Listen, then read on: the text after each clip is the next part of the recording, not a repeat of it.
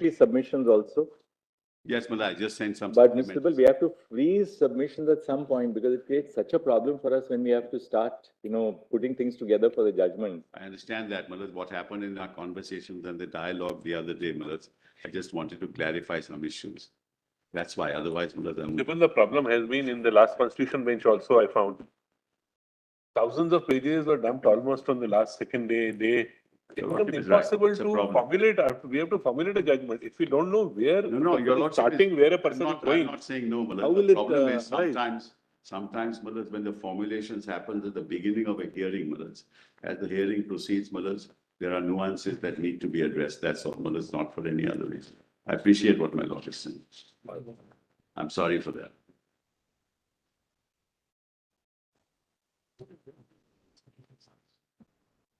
Supplementary submission.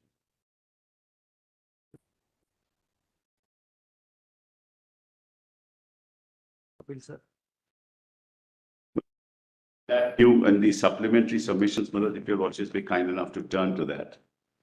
And I invite my lord's attention to page 70. Yes, sorry. I've sent it. Send again.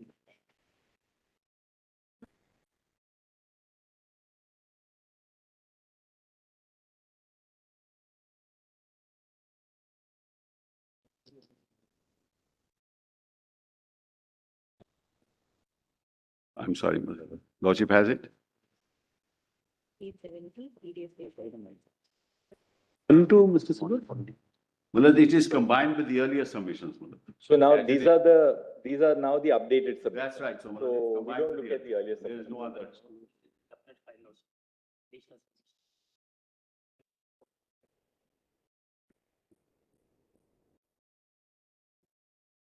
It's a running page now, Malaj.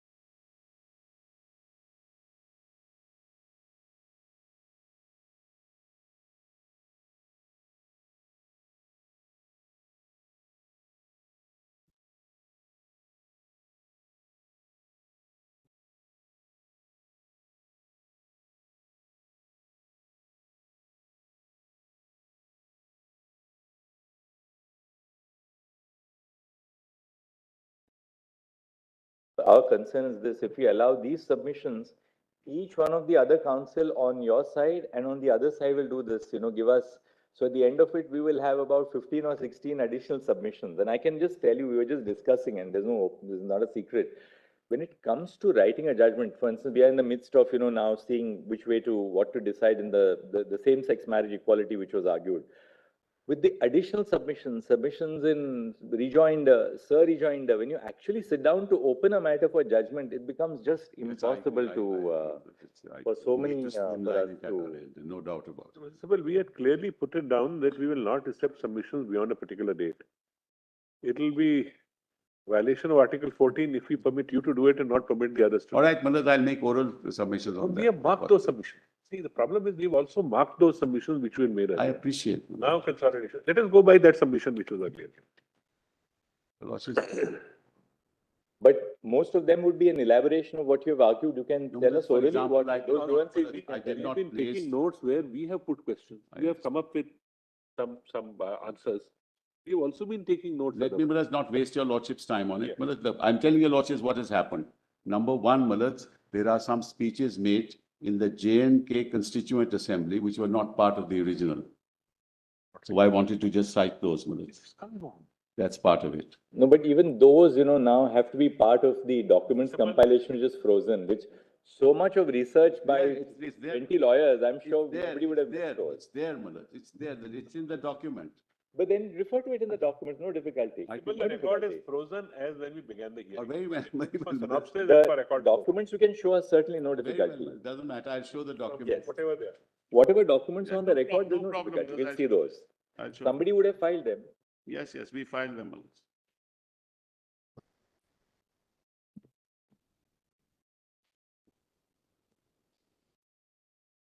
Volume 8, Malaj.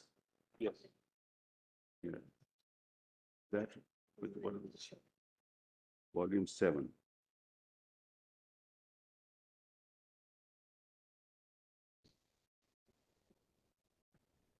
PDF page 102, volume 7, Malaj.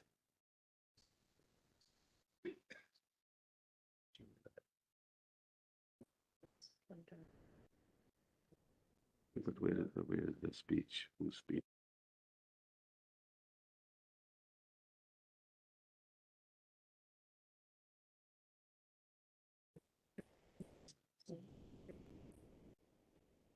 The relevant page we'll have to see, no?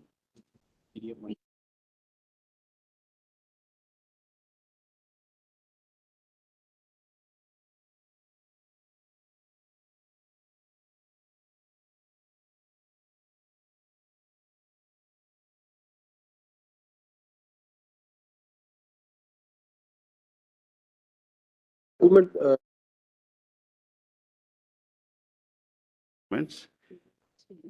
PDF page 101. This is Sheikh Abdullah's speech, Malaj, which is part of the documents, Malaj. I just wanted to, Volume 7, Volume page 7. 136, that's volume 7, page 1. volume 7, yes, but the relevant part of Sheikh Abdullah's speech is at page 101. PDF 101. 101. Yes. In the submissions, I just put those paragraphs so that it doesn't waste time. But anyway, Malaj, I'll refer to that. It's not in addition to anything. That's 1460. 1460, that's absolutely right.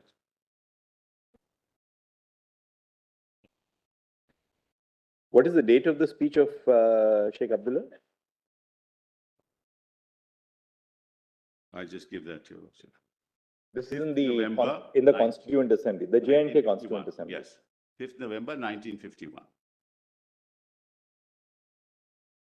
I'm not editing anything new, Malaj. I just, because I didn't want your lordship's time to be wasted, so I only pointed those paragraphs. There's nothing new in these submissions. That's all. If I The may agony read, of this change, the agony of this change. yes, the agony of this change, changeover became all the more intense as a result of the position in which the Indian states were left under the Indian Independence Act of the British Parliament, the paramountcy of British Crown, against which the princes had been leaning, it should be, lapsed, and it was made clear that it would not be transferred to either of the succeeding dominions. There were three alternative courses open to them. They could accede to either of the two dominions or remain independent. This gave the prince himself the option to decide the fate of their states. Following the announcement of Mountbatten Plan on June 3, some of the Indian states acceded to Pakistan and some to India by means of instruments of accession executed through their princes. There were also some who entered into standstill agreements with either or both pending finalization of their decisions. The betrayal of the interests of the states' people had been expected following the rejections of the memorandum of the National Conference, and we in Kashmir decided to place the issue before the people themselves. This is how our well-known Quit Kashmir agitation began. The National Conference once led the people through a great struggle, and once again the ruler tried to curb it, this time with unprecedented severity. But when the whole people is one and the move and they move and the move it is not possible to repress them, and they do not stop until they wrest freedom and justice for themselves from the unwilling hands of those about them. The crucial date of India and Pakistan independence therefore came when I and my colleagues were still behind prison bars. The whole subcontinent was in a state of high tension and disturbance.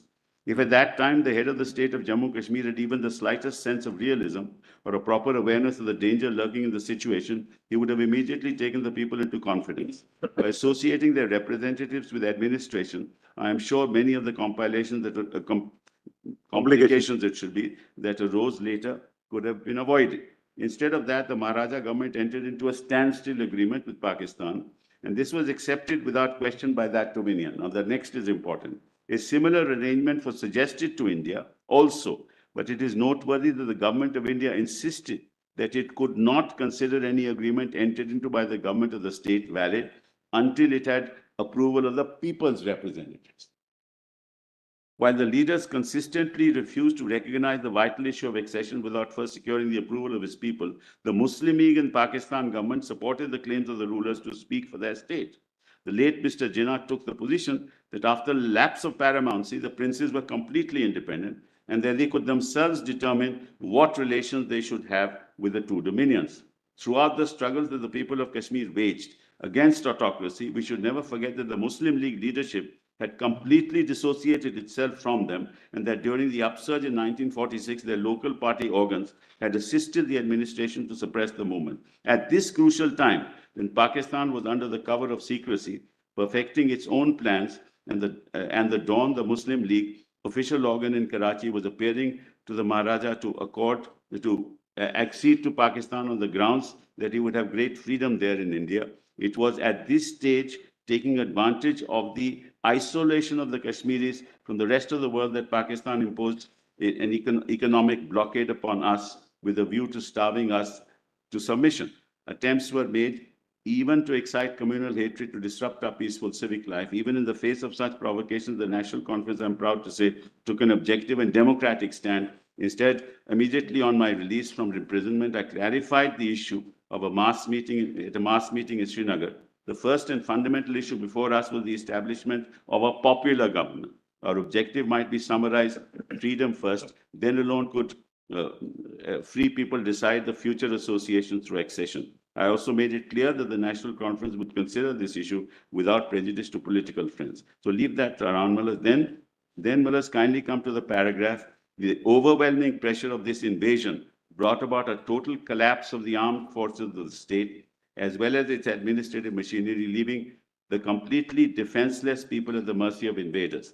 It was not an ordinary type of invasion, inasmuch as no canons of warfare were observed. The tribesmen who attacked the state in thousands killed, burnt, looted, and destroyed whatever came in their way. And in this savagery, no section of the people could escape. Even the nuns and nurses of the Catholic missions were killed or brutally maltreated. As these raiders advanced towards Srinagar, the last vestige of authority, which lay in the person of the Maharaja, suddenly disappeared from the capital.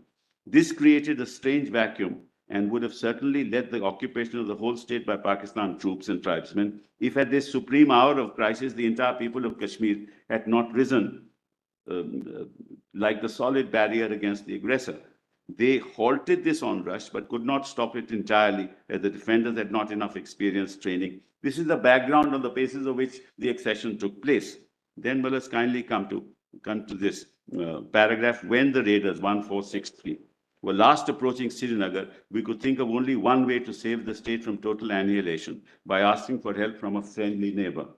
The representative of the National Conference therefore flew to Delhi to seek help from the government of India, but the absence of any constitutionalities between our state of India made it impossible for her to render us any effective assistance in meeting the aggressor. As I said earlier, India had refused to sign a standstill agreement with the state from the ground that he could not accept it.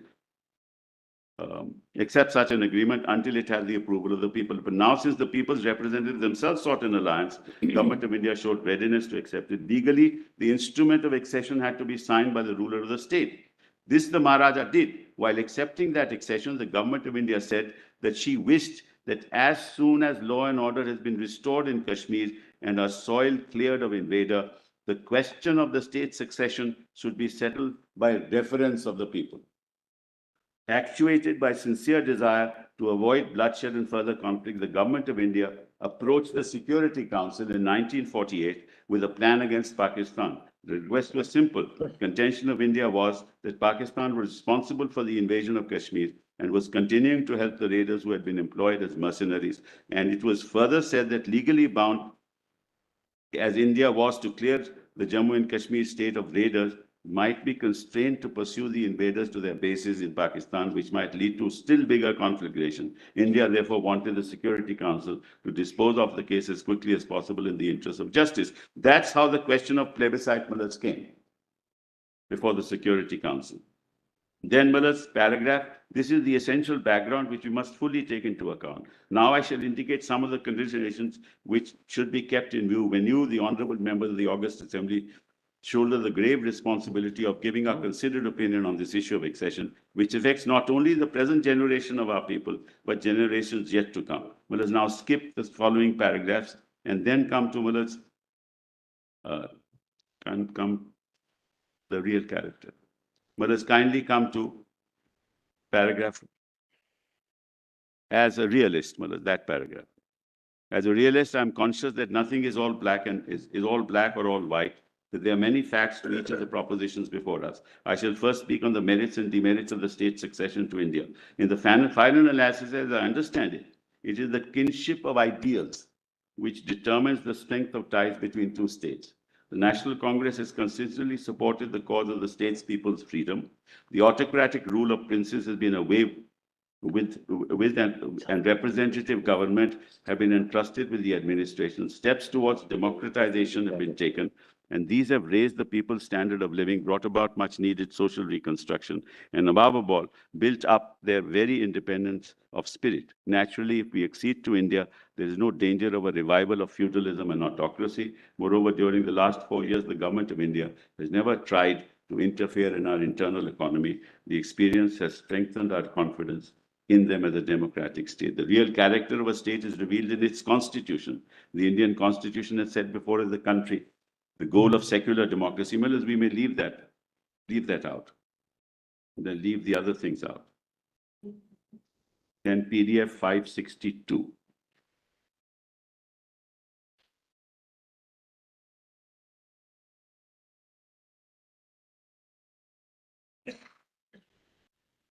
Speeches.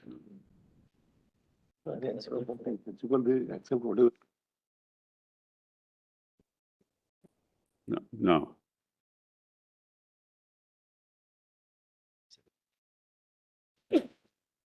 Yeah, while the state.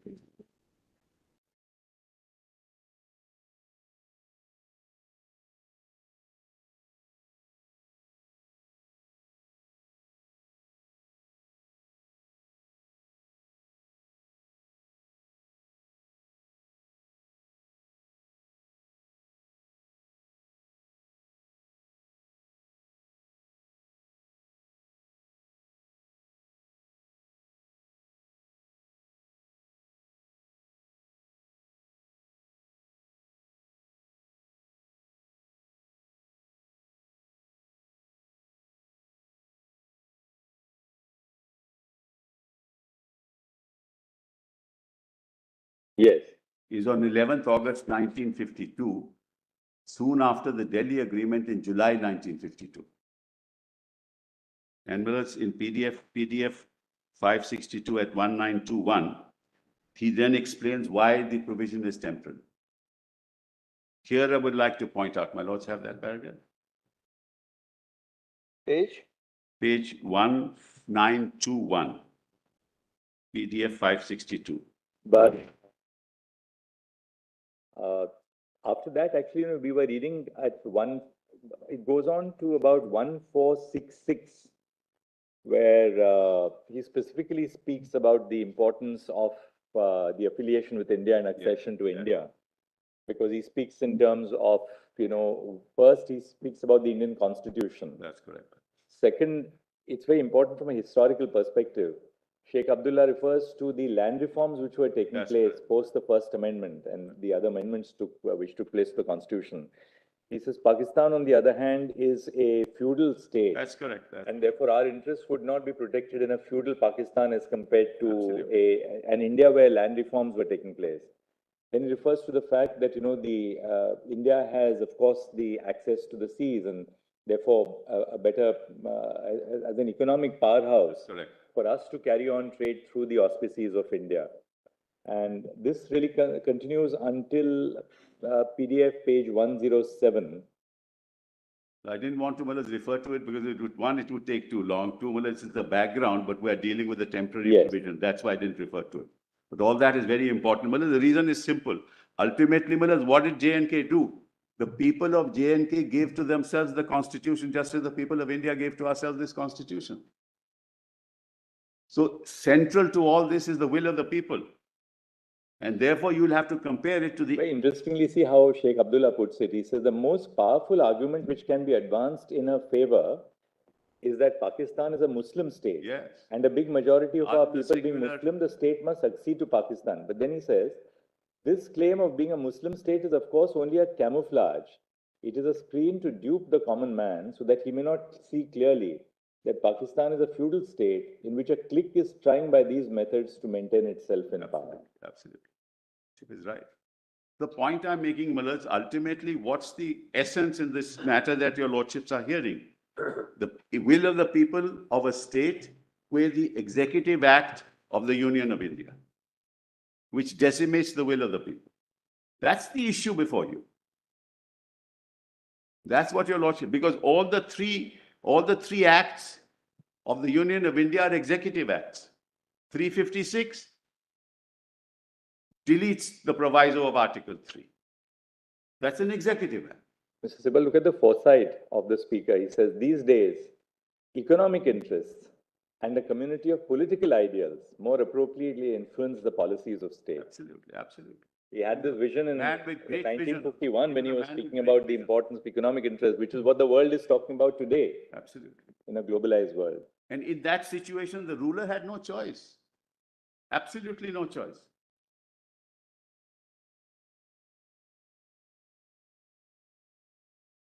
So, Manoj, the point I was making is that we are now dealing with three executive acts. One, the 356.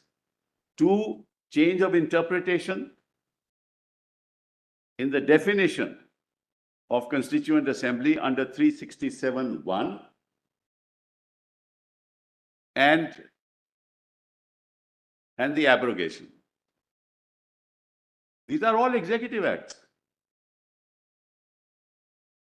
The will of the people is not considered at all. That's the question. Can you delete provisions of the Constitution by an executive act?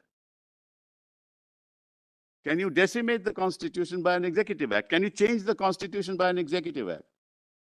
We're not talking about legislation here. We're not talking about parliamentary legislation. That comes after these executive acts, Mulats, are implemented. That's the question.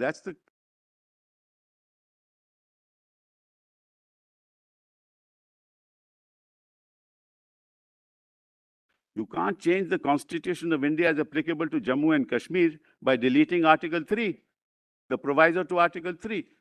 You can't do that through an executive act.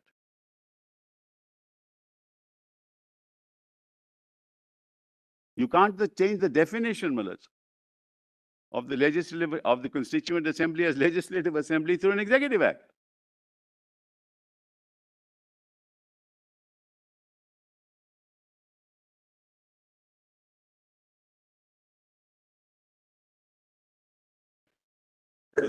So then I'll come straight away to the issue, Mulats, 1921. 1921. Yes, PDF, Mulats, 562. Yes, volume? Which volume is this, Mr. Sibal? Same volume, Mulats, same volume. Volume 7.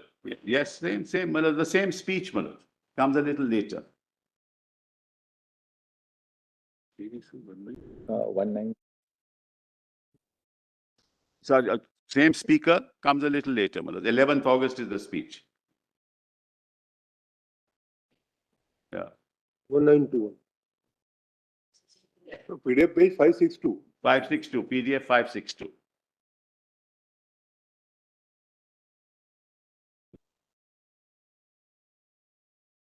Sentence starting, paragraph starting here, I would like to point out. My lords have that? Yes, see some problem.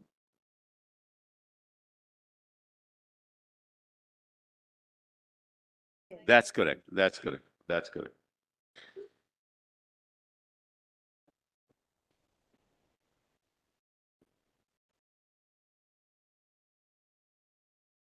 Yes. All my lords have it. I'll read it. Here, I would like to point out that the fact that Article 370 has been mentioned as a temporary provision, the Constitution does not mean that it is capable of being abrogated, modified, or replaced unilaterally. Kindly mark the words unilaterally, which is exactly what has happened. In actual effect, the temporary nature of this article arises merely from the fact that the power to finalize the constitutional relationship between the state and the Union of India has been specifically vested in the Jammu and Kashmir Constituent Assembly. That's how Mullah's Parliament understood it in 370. That's how the state understood it. It follows that whatever modifications, amendments, or exceptions that may become necessary, either to Article 370 or any other article in the Constitution of India in their application to Jammu and Kashmir, are subject to decisions of this sovereign body. Since a good deal of confused thinking and uninformed criticism is indulging us in the interest of, I would like to point out here that the Constitution has confined the scope and jurisdiction of the Union powers to the terms of the instrument of accession, with the proviso that they may be extended to such other matters also as the President may by order specify with the concurrence of the Jammu and Kashmir Constituent Assembly. The special problems facing the state were thus taken into account, and under the Constitution, the relationship approximated to that subsisting under the instrument of accession.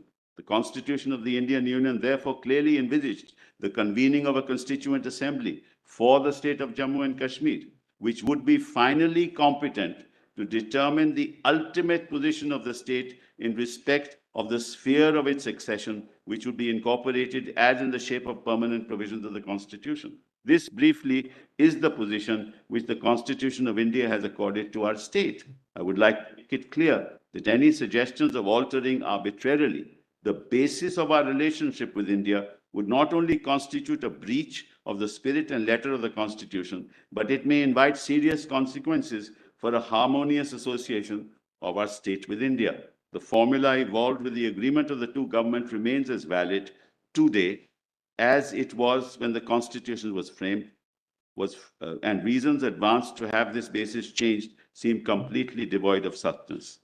In arriving at this arrangement, the main consideration before our government was to secure a position for the state which would be consistent with the requirements of maximum autonomy to the local organs of state power, which are the ultimate source of authority in the state while discharging obligations as a unit of the federation.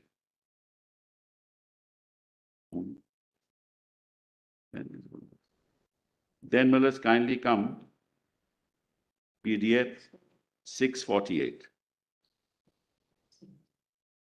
This is Mir Qasim's statement on 10th November 1952.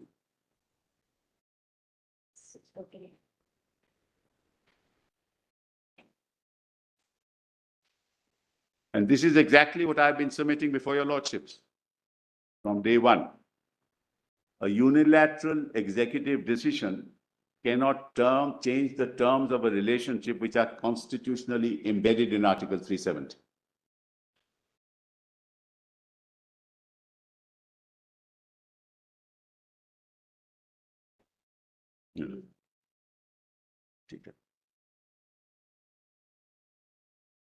Well, it's PDF 648, page 2007. This speech was given by Mir Qasim on 10th of November, 1952.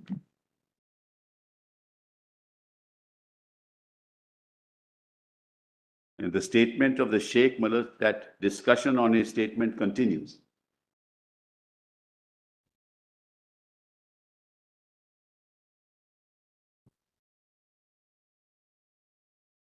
Well, it's in the middle of that paragraph, starting, it is said that the accession of Kashmir with India should be, as far the statement is concerned, there can be no denying the fact that it should not be a dynamic in the sense that we give up our principles. On the contrary, accession should help us in achieving ideals and preserving our autonomy, except, of course, in the objects we handed over to India. Our assembly is competent to make laws and decide the issues, if any, since we are enjoying complete autonomy. We can even frame and amend our constitution. In this collection, we have application under connection. It should be with the application order of 1950 of the Indian Constitution. According to this order, all these powers do not vest in the state. Now, the next is important. We want to develop Kashmir according to the program of New Kashmir. Some people say that it is just possible that in future Kashmir may also become a part of India like any other state and get merged with it. In that case, our internal economy will be reduced to naught and residuary powers will be snatched from us. In this connection, I will submit that the thinking of such people is morbid. These are the vested interests which create such misunderstandings. The representatives of the government of India have not kept any time limit for these residuary powers. This is important. That's why Malas 370 talks about instrument of accession and the items in the concurrent list, but doesn't talk of list 2, which is the residuary powers of the state. Therefore, there should be no room for such doubts. We have acceded to India with a definite objective, and I am sure the objective will be achieved. Some interested persons are creating misgivings as regards the autonomy and say that Kashmir has been granted autonomy simply to benefit its Muslim population. But this is a baseless allegation. If the people from outside are not given the right of acquiring property in the state and getting recruited to state services, then it was not the Muslims of this place alone would get benefit, but all communities will also get benefit. Then let us kindly come to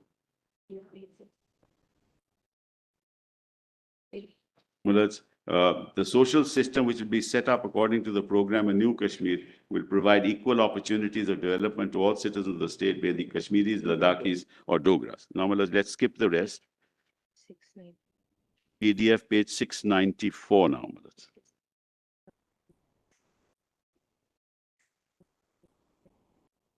Formulate, now that we've seen the speeches, we'd like to formulate the principle which the principle is, Madas, that an executive act of the Union of India cannot alter unilaterally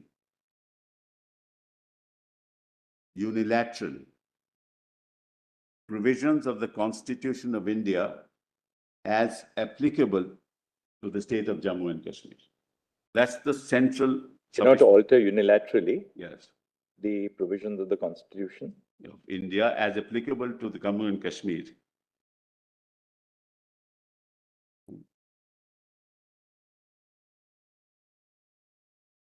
Including getting rid of the special status given, acceded to by the Union, by the Government of India, and by Parliament in enacting 370 of the Constitution. That's the submission.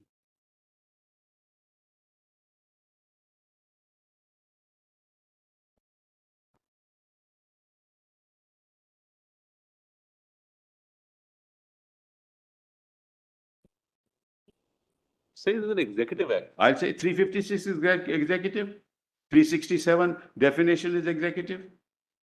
These are all executive acts. Parliament came into the picture when the changes had already been done through executive acts. We're challenging that. As you argued, the process was wrong. Yes. Whatever was done. Yes. That is, the Parliament did it. No, Parliament accorded approval to the executive acts which unilaterally changed the Constitution as it was applicable to the state of Jammu and Kashmir. That's the central question that your lordships will have to decide.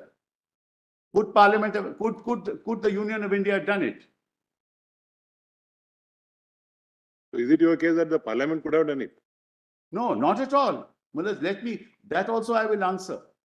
Well, let's kindly see. Ultimately, this was a political decision taken in the context of the situation then prevailing. Right? And the complete abrogation of Article 370 must also be a political decision. Whereas your lordships will remember Brexit, what happened? In Brexit, what happened? There was no constitutional provision seeking a referendum. But when you want to sever a relationship which has been entered into, you must ultimately seek the opinion of the people. Because people are central to this decision, not the Union of India. It goes counter to the very grain of Article 370. Mr. Sibal, in a constitutional democracy, seeking the opinion of the people has to be through established institutions. Agree? Right? So long as a democracy exists, as it does, in terms of a constitutional democracy, Yeah. any recourse to the will of the people has to be expressed and sought in terms of established institutions. I agree. So There's no either question. you do it, So either you do it. you cannot envisage, therefore, a situation like a Brexit type referendum. Yeah. That's a political decision which was taken by the then government. Yes. But within a constitution like ours, there's no question of a referendum. But this is a political decision that they have taken by unilaterally through an executive order, changing definitions.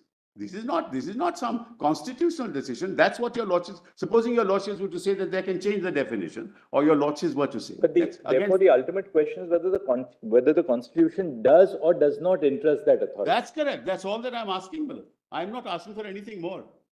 And which in turn depends on whether 370 is construed as you say, a permanent feature, irrespective of the terminology used, because that is in the context of the changes till the Constituent Assembly was there, or is it something which is capable of being? Well, let me see. That's a much higher level, Malas, to which I'm not, in fact, arguing that today. Malas, whether it is permanent or it is temporary, let's forget about it. The central question is, can the Union of India, in this manner, terminate that relationship that is constitutionally recognized in Article 370? You understand? It may not be permanent. It may be permanent. It may not be. You may change it. You may. You may have. In the context that that was the argument earlier. So we have come to the next argument, which is the manner in which it is done. That's right. Is flawed according. It's absolute. It's a fraud on the Constitution itself, according to me. It is politically motivated. It is a political act. These executive orders are political acts. They are not constitutional acts. That's my submission. And whether it is a permanent feature or a temporary feature is really, at the moment, not an issue. The reason why it's not an issue is maybe there is a constitutional way of doing this. I'm not addressing that. Nor have they resorted to that constitutional methodology. If they resort to it, it will be tested in a court. And on the process, you said last time that, first, the Section 92 power was vested in the governor, Yes. independent of the Council of Ministers. Step 36, 2, 38. Right. Step 2, the Legislative Assembly is dissolved by the governor under Section 53 without aid and advice. Yes. 3, the proclamation is issued under Article 356. Yes. You said that the object of the proclamation under 356 to eventually restore democracy. That's right. And not the decimation of democracy. Right. And then finally, we saw the amendment of Article 3 in the presidential notification. That's right. That's also an executive act. All these 4 steps, according to you, were constitutionally flawed. There was no provision for these 4 steps because you've essentially taken away the powers of the State Assembly and exercised them under the garb of 356. That's the submission. That's right. Absolutely, I'm deeply obliged to your lordship. But I just want to read one other. Only one last thing which I wanted to ask you. You made your point on the process which was followed. They will have to answer it. On the proviso to clause 3 of 370, is there something ultimately that happened in the Constituent Assembly which sheds light on which way the Constituent Assembly was inclined to go? Yes. Because we are reading individual speeches. What happens thereafter at the end of this process Well, in the 1957? Constitution was adopted in 1957 Yes. by the legislature of Jammu and Kashmir. Between 1951 and 1957, they could have determined or terminated the essence of Article 370, abrogated it themselves and said, we don't want, there's no need for this constitution. We want to be a state, a part of India, like any other state. That is why 370 sub-article 3 referred to the decision of the Constituent Assembly. That decision could have been taken. But my lord asked me the question, well, now that there is no Constituent Assembly, how will this happen? If it were deemed to be a temporary provision. That's what my lord put to me. Right? So your argument would be really, I mean, if I can put it that way, that the proceedings in the Constituent Assembly of the state of Jammu and Kashmir would indicate a reaffirmation of the arrangement under Article 370 as a long-term arrangement. That's right. So that the three options that Sheikh Abdullah spoke about, namely either of joining Pakistan, acceding to India, or remaining independent, they gave up the first and the third option. That's correct. They decide that the ultimate decision was to stay within the dominion of India, but subject to the safeguards of 370. That's right. And therefore, according to you, 370 assumes a permanent character, irrespective of the nature of the provision which is envisaged in the Indian Constitution. And that's what Sheikh Abdullah said in his speech, that look, this relationship... That still begs one question as to whether it was enough that the Jammu and Kashmir Constituent Assembly proceeded on that basis. Could 370, which was envisaged to be a temporary provision, be converted into a permanent provision merely by the proceedings of the J&K Assembly? Or was there some further act required from the Indian Constitution, either in the form of a constitutional amendment, by virtue of which 370 would cease to have a temporary character but have a permanent character, in implementation of the wishes of the Jammu and Kashmir Constituent Assembly? Whereas Government of India never expressed a contrary opinion throughout. But didn't it have to take place through a process of amending the Indian Constitution itself? No. To convert the character of 370. All right. Now your lordships are again going back on the issue of temporary nature. That temporary nature is not part of the Article 370. It's not part of it. It's not a part of 370, Madam. In fact, Muzaffar Beg says we didn't even know about it. That's why I want to read Muzaffar. Mr. Sibal, there are two ways that we could really lead into this discussion. One, that though placed in Part 21, Article 370 was never intended to be a temporary provision. That's one. That's one layer of reasoning, which is what you're advancing. Two, that though it was temporary, the reason why it was placed in a temporary provision of the Constitution was pending the decision of the Constituent Assembly of Jammu and Kashmir, and therefore it was given the character of a temporary provision, because the views of the Constituent Assembly of J&K were still to be elicited. Right. Third, that's the second argument. We accept that for the purpose of hypothesis. The difficulty, of course, which we have to face is this. Assuming that was why it was placed as a temporary provision, because the views of the J&K Constituent Assembly were still to be elicited. And we also take your point that the J&K Constituent Assembly decided to accede to India and reaffirm the accession to India subject to the safeguards of Article 370. Is that sufficient in itself to convert 370 into an unamendable or untouchable provision? Let me assume, Malaj, that it is Or not... was something more required by a parliamentary intervention in India post-independence to convert that which was essentially temporary into a permanent provision? Let's assume, Malaj, that it is amendable for the sake of argument. Then, Malaj, how is to be amended? The Constitution must provide a solution, no, Malaj? I'll assume, Malaj, for the moment that it is amendable. Then how does the Constitution of India must provide a solution for that? Once we concede, Mr. Sibal, that concede in the sense for the purpose of the hypothesis. We're not putting anything in your mouth, not at all. So I don't misunderstand that. Once we accept the fact that 370 is subject to the amending power under 368, then equally 370 provides for a modality through which 370 itself would come to an end. Well, let's see 370 then, Mullah, and see what modality is. That modality can't be to convert a legislative assembly into a constituent assembly by definition through an executive act under 367(1). Then, well, we have to find the modality within the constitution, not outside it, not vested in an executive power of the union. That cannot be. So if your lordship puts to me, and rightly, that something more had to be done under the Constitution of India, we'd like to know what is that something more. But 370(3) itself specifies the conditions in which the abrogation can take place. Which is the Constituent Assembly it must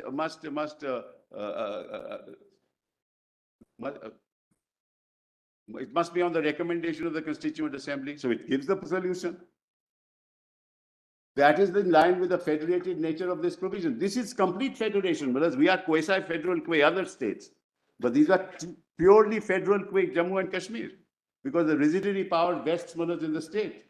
So if you say that C70 sub-article 3 provides that solution, but that is provided, certainly, but upon the recommendation of the Constituent Assembly. And therefore, according to you, the power is completely lost once the J&K Constituent Assembly comes to an end. Let me even not go that far. I'll assume that there is some power available. It may be 368. Let's say, it's hypothetical. We're not concerned with it. No, Mr. Sibbal, no, when you argue, then we'll have to take one. 360 is power to amend the constitution. That's certainly there. Yeah. Now, when we look at 370 clause 3, now the issue would be whether 368 power is still available to amend the constitution. But your lordship is not concerned with it in this matter. No, it is. It's very, very crucial. Because once we accept the fact that Parliament as a sovereign lawmaking body has the power to amend everything, including 368. Yeah. 370. Including 370. Yeah. Then any amendment of 370 may be subject to criticism on the ground of morality, but not power. No, but it's not an action. Maybe it's a political argument, but not a power. It's not an argument of constitutional power. This is not action under 368. Your lordship is not going to hypothetically say this is an action under 368 when 360 has not been invoked. But then likewise, the exercise of power under 370(3), can it not be then criticized? It's a question of criticizing it as a political criticism. But is it an argument of the absence of power? Where is that in 370? And the court is concerned with either the existence or the absence of power, right? Not that I should ask your lordships, where is that power in 370 that says that 368, you can do it under 368? So 368 is the power to amend the constitution. But we are not, are we concerned with that here? I'm sorry, Manoj, you require 2/3. You represent. There are independent avenues. You have the power to amend. Manoj, you have the power within 370 to abrogate. But Manoj, in that independent avenue must conform to the provisions of the Constitution. Well, an independent avenue derogates the provisions of the Constitution, is no avenue at all. Mr. Sibbal, for the timing, if we ignore the proviso to clause 3, in fact, the clause 3 itself, independent of the proviso, gives the power to the president itself to abrogate 370. No, if we forget about the sorry. proviso. I'm sorry to say that, Manoj. I'm really Just sorry. There is a proviso. Once again. You can't exercise that power without the proviso. No, the proviso is something different. We are examining the proviso independently. But independent of the proviso. Clause 370 comes into play on the recommendation of the Constituent Assembly. Your lordship is putting it the other way around. It comes on the recommendation of the Constituent Assembly that the president will exercise power, not the other way around. That's why I said you can't even initiate a bill. Your lordship will remember that. You can't even initiate a bill. Forget about anything else. Another problem is that then we would be redrafting the substantive part of clause 3 to postulate that the power under the substantive provision of clause 3 can be exercised so long as the Constituent Assembly of J&K is in existence.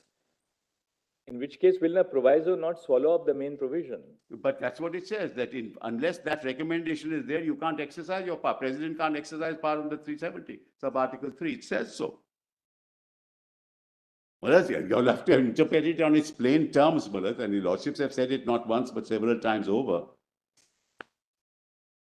And it's a provision which, in essence, is a provision of federalism. It's at the heart of federalism, is this, Malat. Yes, of course, it's a precondition. There's no doubt about it. I mean, whatever sophistry may happen, can't happen in this way, Malat.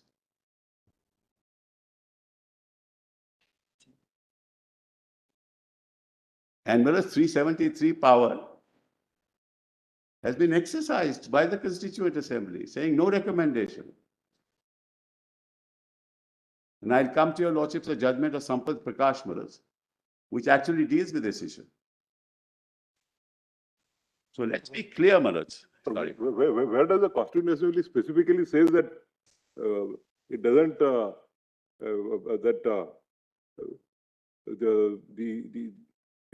sub-article 3 will not apply to the. It only says that it only exercises the three choices. First, as to whether it should accede to the Pakistan, or to India, or to remain independent. So out of three, it decides that it will accede to India. But where does it specifically say that it recommends that sub-article not be available? Let's go back. Let's go back, Maharaj, to 1950, 26th of January. Right? There was no Constituent Assembly. In fact, there was no decision. Originally, it was a National Assembly. There was no decision to convert it through adult suffrage into a Constituent Assembly.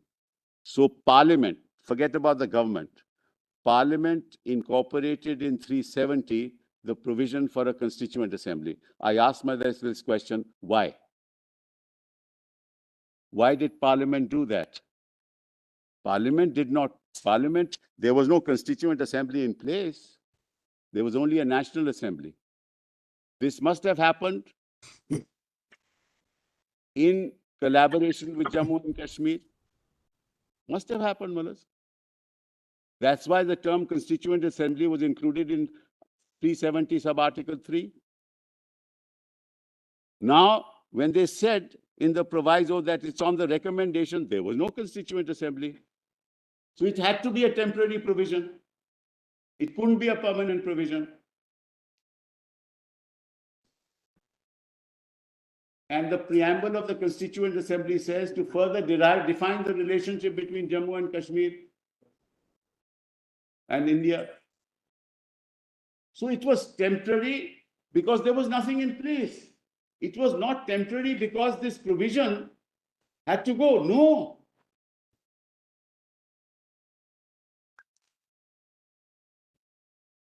And therefore, Maharaj, that relationship was to be decided by the Jammu and Kashmir Constituent Assembly, which had to affirm all laws that had been passed. Even the laws could not be passed till such time it were ever confirmed during this period by the Constituent Assembly. So the Constituent Assembly actually was exercising a dual role at that point in time. And the government of India in 1950, in Parliament, recognized that it is the Constituent Assembly on the recommendation of which 370 will be abrogated. There would have been no constitution of Jammu and Kashmir. Let's put it that way. There would be no constitution of Jammu and Kashmir, Maharaj. If 370 had been abrogated, it would be yet another state of India. Mr. Sibal, you've made your point now. I think basically, as we see it, your argument is in three layers. We looked at the background, the history. We look at 370 in the background, the constitutional history, the other history which we saw pre-independence. We interpret 370 therefore in the context of that history, and then we've gone to the modalities which were followed for abrogation, which you have said is unconstitutional. Now, after having explored this terrain, let's which is the next, how do we now progress? Come back to the list of dates, Maharaj. Right. Maharaj, with your 2 minutes I'll take. There is a speech by M.A. Beg, Afzal Beg. Just it'll take only. Just give us just the page and the gist of it, you can tell us. At 694, PDF 694. It's only temporariness, Maharaj, of the article. That's why that's the last person.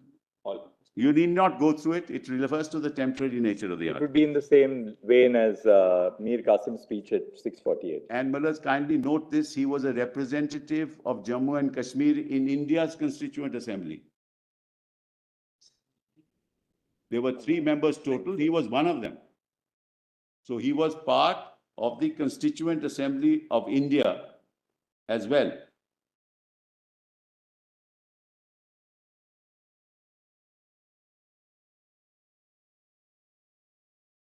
I said that a good deal of criticism was leveled in both houses of Parliament of India and in the outside press in regard to the intention of 370, that it is a temporary article and the special position of Kashmir ipso facto is of temporary nature. This raised doubts and suspicions not only in the minds of the people of the state, but also in the minds of our colleagues sitting in this house about our relationship with India and Kashmir had peculiar position in 1947. It has now. That peculiar position is a permanent character of the state. It would be unfair to say that this position is a temporary nature. Statements have been made that in due course of time, 370 will cease to exist and Kashmir is bound to become a Part B state. Expressions like these have in fact given rise to amendments proposed by honorable members to the statements of the Leader of the House. Some of these amendments are critical and some are unfriendly. And then he goes on to say that we did not even know that there was a note, a marginal note in this regard. This has just come up suddenly. We didn't know that there was a margin. Nobody told us that there'd be a marginal note. So anyway, that's all that he says. I just wanted to invite my Lord's attention. So in my supplementary submissions, only I have set out these passages, nothing more than that. And so last try, so long as it is not completed, Article 370 will remain there. And when it reaches completion, we shall give to Paul what Paul's and what gives to Peter what Peter's. This is the center. That is, center will have the exceeded subject and the rest will remain here. 370 will have to be accordingly altered. It would not mean that Kashmir state will cease to have its special position. Amending 370 may be necessary at the time when we finalize our constitution. But even then, legally, constitution as it cannot in any way rob Kashmir of its special privileges and position given to it by common agreement. 370 is therefore temporary till we complete our constitution. That's the spirit with which it was incorporated in the Constitution of India. This is the point, Malak. Anyway, Malak, so that's what I've done with this. Now kindly come back to the list of dates. The list of dates are in. Yes, we were at serial 71 in written submissions, compilation volume 2, PDF 53. Volume. It begins with serial number 72. Yes, serial number 72.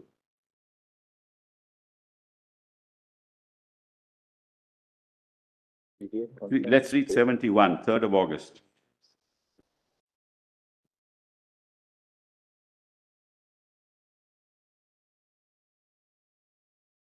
Yes. The governor of the state of Jammu and Kashmir, my lord. PDF, Mr. Subul, PDF?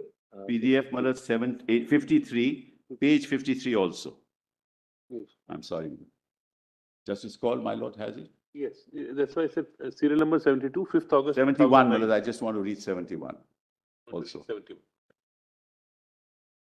The governor of the state of Jammu and Kashmir gave a press statement on the night of 3rd of August that he was not aware of any proposal to amend 370 or Article 35A, and that all security arrangements and reinforcements of the state were being made pursuant to intelligence inputs forecasting a major terror incident. On the 5th of August at 11 a.m., on August 5, the President issued the impugned order titled the Constitution Application to Jammu and Kashmir Order 2019. This is CO 272. Well, let's therefore mark, it's an executive act. The said order issued under Article 371 with the purported concurrence of the government of the state of Jammu and Kashmir inserted Article 367(4) of the Constitution of India. So that's what CO 20272 did. In particular, the newly inserted Article 367(4)(c) stated that references in the Constitution to the government of the state of Jammu and Kashmir would be construed as including references to the governor of Jammu and Kashmir. Further, 367(4)(d) amended subclause 3 of Article 370 by replacing the expression Constituent Assembly of the State with the Legislative Assembly of the State. Executive Act. Now, let's come and look at that. It's in volume 3, PDF page 101. That's right. Volume 3 of what? Documents. Of documents. Document. Yes. Page 101. 101. Running page 494. Okay. Now kindly note, Malat, at this point in time, 356 was in operation. Volume, Mr. Sibul, volume? Volume 3, documents, volume 3, PDF Documents page compilation. Documents 101. Note, Malat, at this time, 356 was in operation. This is 5th August 2019 notification. That's right.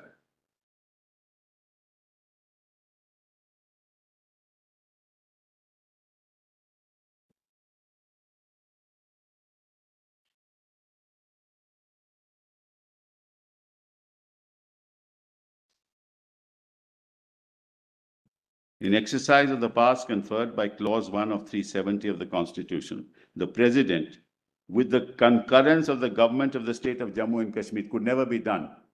Because other than 92, 36, and 38, Governor could only act on the aid and advice of the Council of Ministers. That's the Jammu Kashmir Constitution.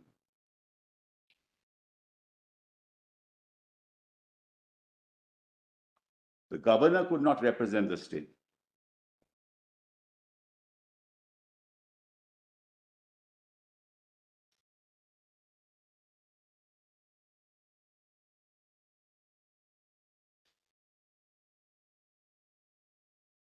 So the very inception of this executive order is constitutionally flawed.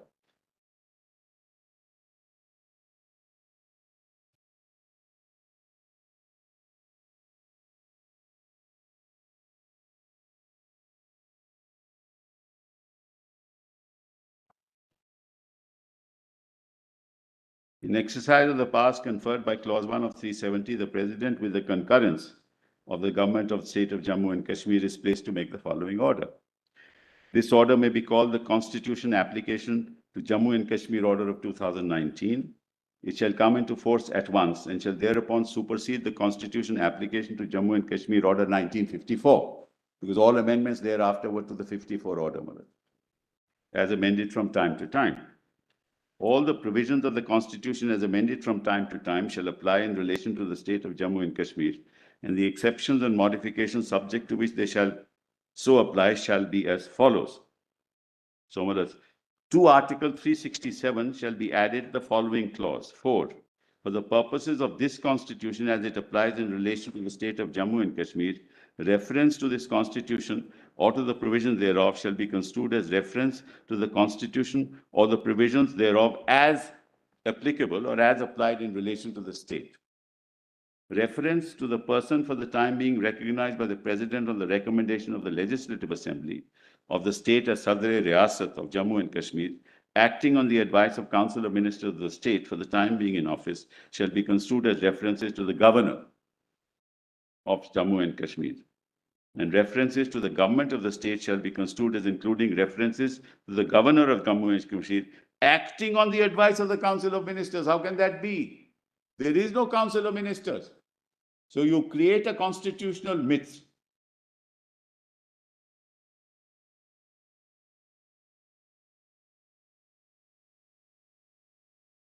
And assume in the absence of Council of Ministers that there is a Council of Ministers. And then you pass a presidential order that even in the absence of Council of Ministers, the governor is acting on the aid and advice of the Council of Ministers. What kind of exercise of executive power there is this? This is a mockery. Which is why I've been saying it's only a political act. It's not a constitutional act. You wanted to do something, you did it.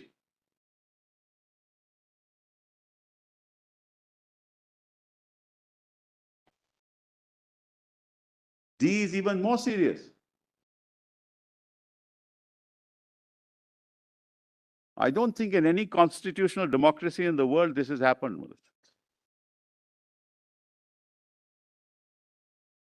In the famous Miller case in the UK, Malaj, Boris Johnson tried to bypass Parliament and requested the Queen to prorogue the House. The House was prorogued. Immediately, Malaj, matter came to the Supreme Court. All the justices of the court said, no, Malaj, your Lordship knows this is the executive power of the government. They can prorogue the House. But all came to a unanimous decision. You cannot even prorogue the House like this. You cannot exercise executive power to bypass Parliament. You bypass discussion in Parliament. That's not the way constitutional democracies work. And this is much worse. You assume something that doesn't exist. You give powers to the governor, which he does not have. You assume to yourself under 350 all the powers of the state legislature. You are Parliament. So you therefore invoke the powers of the state legislature and Parliament, and you pass an executive order. What kind of exercise of law is that, or constitutional law? And then D, in the proviso to clause 3 of Article 370 of this Constitution, the expression Constituent Assembly of the State referred to in clause 2 shall read the Legislative Assembly of the State. What power does the President have to pass such an order? We're not dealing here with exercise of constitutional power. We're dealing with exercise of executive power.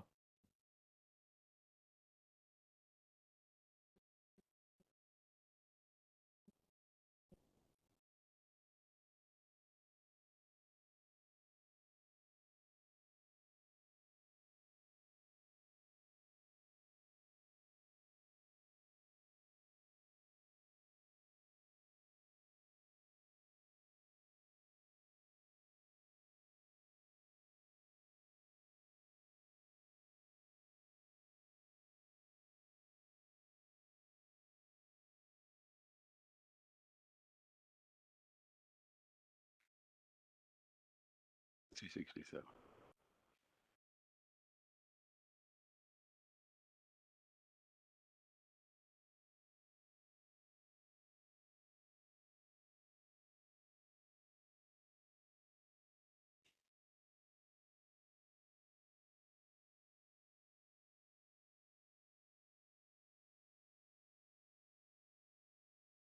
Huh?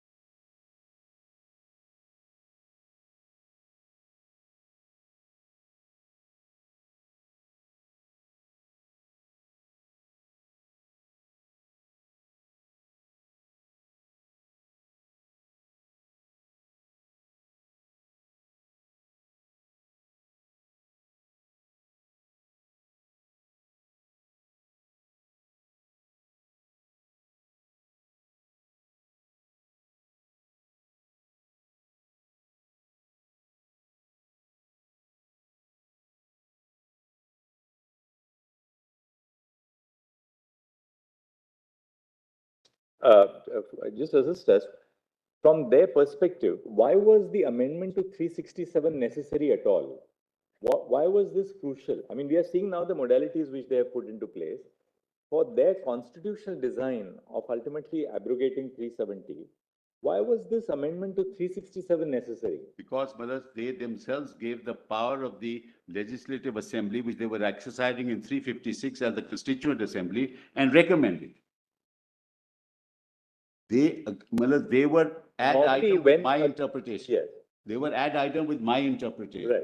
That you needed the recommendation of the Constituent Assembly. So They how do you reach there? They constituted the Legislative Assembly as the Constituent Assembly. That's, and Malaz, what they do is they don't interpret it. They say in Proviso 3 of 370, the expression Constituent Assembly of the state referred to in clause 3 shall read as Legislative Assembly. So they have amended Article 370 of the Constitution. Shall read as. 367 amendment was not required because you exercise power under clause 1 to say article. No, it was required because you needed the recommendation of the Constituent Assembly. No, that's something separate. But in 367, introducing clause 4, in terms of the notification dated 5th August 2019. You required it because, Malaz, they changed the definition of Constituent Assembly in 370 as Legislative Assembly. This is why they could exercise power under 356. Please appreciate. But suppose for a moment that they had not gone through this exercise of amending 367, all right, or introducing 367-4. And suppose we are operating purely within the fold of 356. Yes. All right, your challenge to the 356 notification is a different issue. Yes. You're now just testing it as an exercise of power under 356. Once a proclamation takes place under 356, two consequences follow. One, the president assumes to herself all the powers of the state, the executive powers of the state vest in the president. Two, except the legislature, the powers of the state legislature. Two, the powers of the state legislature are then subsumed in parliament. The government of India does not in its executive capacity exercise the powers of the state legislature. Parliament has to exercise the powers. So once the proclamation under 356 was issued, two consequences would follow. All the powers which were vested in the executive of Jammu and Kashmir were transferred to the president. Right. All the powers of the state legislature were vested in parliament. Right. Now, if that was so, then if 370(3) is capable of the interpretation, just as a hypothesis, that it's a power to be exercised by the president to abrogate. They abrogate. Point number 2, any powers which were to be exercised by the state legislature would have to be exercised by parliament. So they had to go to parliament to get a resolution passed. Why was 367 necessary for the design, for the constitutional design to achieve this at all? I tell you, 356 power cannot be exercised by parliament, by the governor, by the president and parliament in this fashion. Independent of 367, cannot be done. Why? Because you are only acting as the legislature. You don't have any powers independent of the legislature under 356. That's, Bomai has held that. You have no such powers. And the executive is only dealing with administration. It can't amend the constitution under 356. Therefore, they had to do this. There was no choice. I'll show Manas Bomai. Yes. But assuming for a moment that we suppose we disregard the 367 amendment. Even if you do, then you can't exercise it under 356 at all. That's even, Manas, it will be a dead letter. It will be inchoate. Because you can't amend constitutional provisions, Manas, through 356. You can only exercise the power of the state. Parliament can do it. Fair enough. Therefore, if that part of the notification, which amends 367, is kept aside for a moment, then what is the consequence? The consequence is that 356 power cannot be exercised in the same fashion. No. To achieve the same result. See, the 356 power is the power of the state legislature and the state executive, which has now been vested in the president and in parliament, respectively. Correct. You may be right for a moment, subject to hearing them, that look, how can you exercise the power to amend the constitution by taking recourse to 356? Fair enough. We got that point and we'll hear them on that. But assume that we disregard this whole process of what took place under 367. Either disregard it or hold that it was constitutionally impermissible. Even so, does it affect? That's a separate issue, Malad. I'll address your lordships on that. Right. At the moment, I'm on this executive order. I'll come to 356. I'll come to the other issues later, Malad. Because ultimately what you then do is Parliament is exercising power as a legislature and Parliament is exercising powers under 356 as well. Correct, Malad? And as a legislature of the state, let's assume, the state had to convert itself into a constituent assembly in terms of 373. I think what they believed was they proceeded on a particular hypothesis that consultation with the constituent assembly is necessary. That's right. So therefore, they said that, all right, we are now going to replace the word constituent assembly by the word legislative assembly, which they sought to achieve by amending the constitution. No, it's the recommendation of the constituent. It's not just converting it. You can't. The first step was to amend the constitution. Yeah, you recommend it to yourself because you have a political objective to recommend it, and Mullahs, you take the decision yourself. Yes. These are very problematic, Mullahs. And see the consequences of this. That means through an executive order, you can change any provision of the constitution because you have majority. But this majoritarian culture cannot destroy the edifice of what our forefathers gave us. So your argument, therefore, is that you cannot exercise the power under 356 to amend the constitution. Exactly. That point you. That's right. And they cannot possibly justify it unless there is some new jurisprudence that comes to light that they can do what they like as long as they have the majority. As it is, Mullahs, now one of your esteemed colleagues has said, Mullahs, that in fact basic structure, those theories are also doubtful. Maybe it is. If we refer to a colleague, we have to refer to a sitting colleague. Once we cease to be judges, they are opinions, not binding diktats. That's true. Of course, it's not binding, but I'm surprised. On 11th of November 19. Parliament doesn't discuss what goes on in the court. No, I'm not discussing anything. I am not discuss what goes on in Parliament. No, I'm not discussing. Everyone, my lord, has a freedom This of is a public view, freedom of expression. No, I know. Mulad, I assume he has the freedom of expression, what he likes. I don't dispute that, Mulad. I'm just saying, Mulad. Of course, absolutely. We're starting a debate on that because of this majoritarian culture again.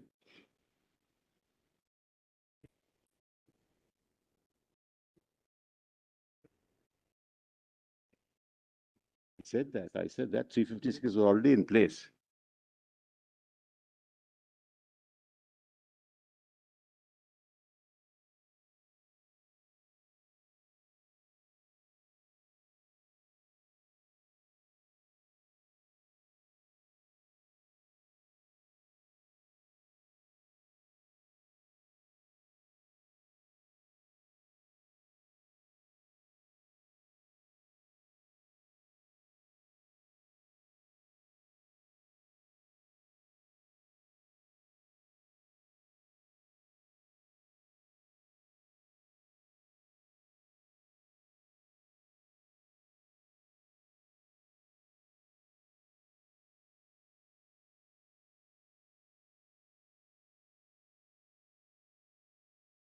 Mr. Sibal is responding to the parliamentary debate here because possibly he was not there in the Parliament yesterday. That is true. That is absolutely true. It was that place where he could have learned, You're right. expressed You're right. his views on basic structure. Not my view. I'm not. My view is clear because my view is the court's view. I can't go beyond that. But I'm an officer of the court, Mullahs. In court, I have that constitutional view. Outside, may have a different view. Mullahs, anyway, that's neither here nor there, Mullahs. It's just an aside, Mullahs. But there must be some element of humor and mirth in court as well, Mullahs. Not everything can't be this serious. Yes, Mr. Mullahs, therefore, see the consequences of this. And then it is obviously clear that the government of India and Parliament recognized that the Legislative Assembly was the Legislative Assembly and could not be the Constituent Assembly, which is my interpretation. Therefore, it became necessary because they also knew that the Legislative Assembly can't be the Constituent Assembly. That's precisely what I've been arguing.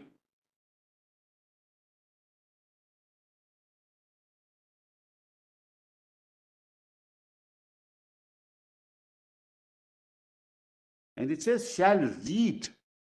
This is an interpretation clause. Please appreciate 367 is an interpretation clause. It's not a clause to substitute definitions.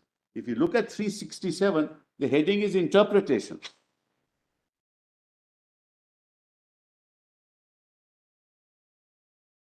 It's not substitution.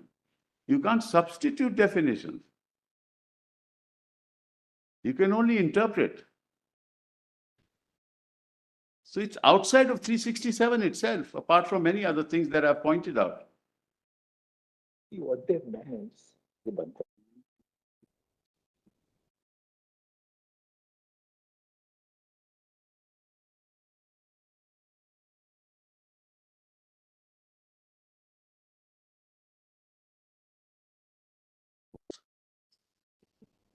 Very mature.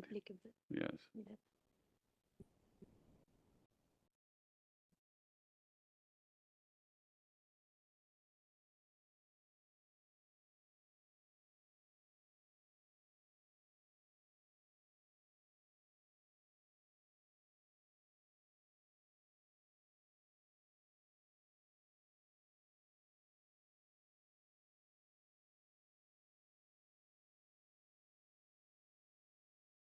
Yeah, all right.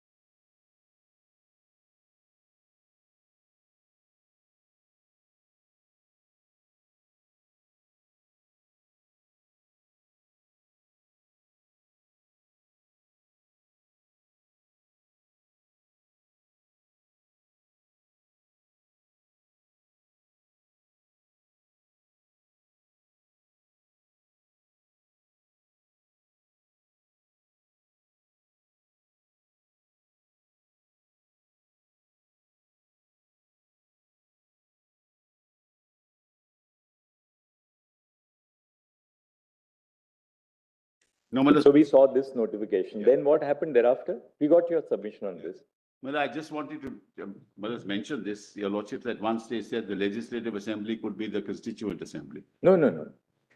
Legislative assembly No. is a No, successor that to is the constituent. this is, we were saying what amendment they made. We didn't make a postulation that the legislative assembly could be the Well, one. your lordship said that as a consequence, now that there is no constituent assembly, why can't the legislative assembly? No. Anyway, I was a mistake. I'm sorry. That can never be a. That's what. Anyway, Malad, let's move on, Malad. Let's move on. Now, Malad, I want to show your lordship the original 367. Yes. Original 367. That's in volume 1, PDF page 194 minutes.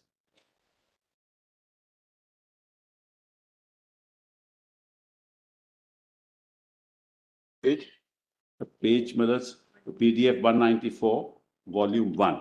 That's the original 367 before the amendment, as applicable in Jammu and Kashmir. Page, what page, Mr. Subbu? 194 minutes. Starts at 193 to 367, says interpretation, but the clause 4 is at 194.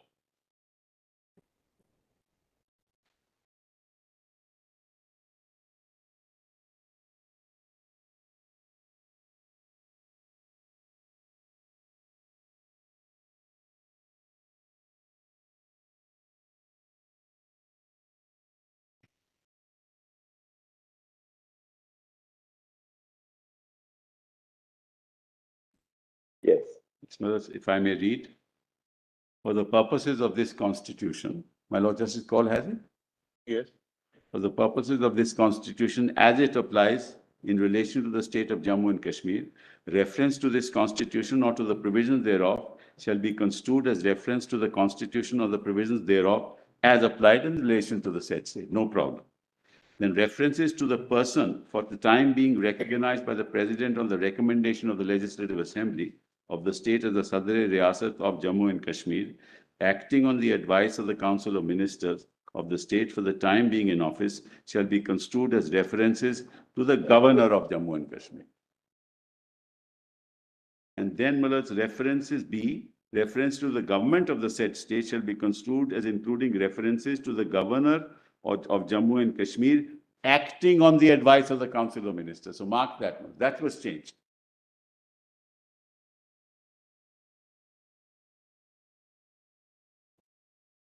No. Provided that in respect of any period to the 10th day of April 1965, such references shall be construed as including references to the Sadr-e Riyasat acting on the advice of the Council of Ministers. Because originally the Sadr-e Riyasat had to, till 1965, had to be appointed on the recommendation of the Assembly. A name would be sent and they would agree. In 65, a change was made, in terms of which, Maharaj, the President could directly appoint the governor. That change happened in 1965 in the Constitution of Jammu and Kashmir. So like any other state. So slowly, in any case, Maharaj, there was a slow but sure obliteration of the kind of autonomy that Jammu and Kashmir enjoyed. All laws were applicable, including TADA, POTA, UAPA, all laws are applicable there, except for land laws and personal laws. Most laws of India are applicable there at this point in time, in any case. So there was actually no need for any of this, except with the objective of sending a political message that we have done away with 370. That's why all this was done. Now, that's my submission. Actually, after 2019 exercise, approximately 1,200 laws are now applicable. All beneficial legislations which are available to other citizens now are available to Jammu and Kashmir also. Prevention of Corruption Act was not applicable. Right to education. There was. My learned friend is not right. Several laws. Anyway, we have the list. Let's not go into that. Let's not go into that. Prevention of corruption law was applicable. You're right, Mr. Dwivedi. That's not a constitutional point. But political optics all laws were applicable. Just to set the record right, the Jammu and Kashmir Prevention of Corruption Act, somewhat 2006, applicable. So it's because they were named differently. Anyway, let's leave that. Let's not get into this. References to then D, Malas. References to the permanent residents of the said state shall be construed as meaning persons who, before the commencement of the constitution application to Jammu Kashmir order, were recognized as state subjects under the laws in force, or who were recognized by any law made by the legislature of the state as permanent resident. Reference to the governor shall include references to the governor of Jammu and Kashmir, provided that in respect of any period prior to 10th April 1965, such references shall be construed as references to the person recognized by the president as the Sadr-e-Riyasat of Jammu Kashmir, and as including references to any person recognized by the president as being competent to exercise the powers of the government. Actually, they say in this notification of 5th of August 2019 that they're adding clause 4 to Article 367. That's right. But it appears that clause 4 already existed in Article 367. So it was really an act of substitution, not an addition. Not added. That's a small thing, but it's a substitution really. Correct. But clause D is an addition, where the Constituent Assembly must be read as.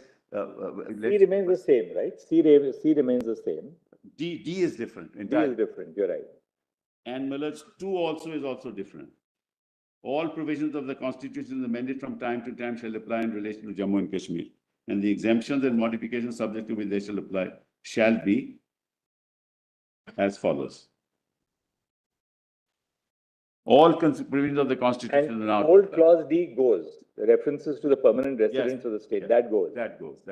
Because that D is now substituted by the Legislative Assembly being treated as a constituent assembly. That's correct. That's what happened. Let's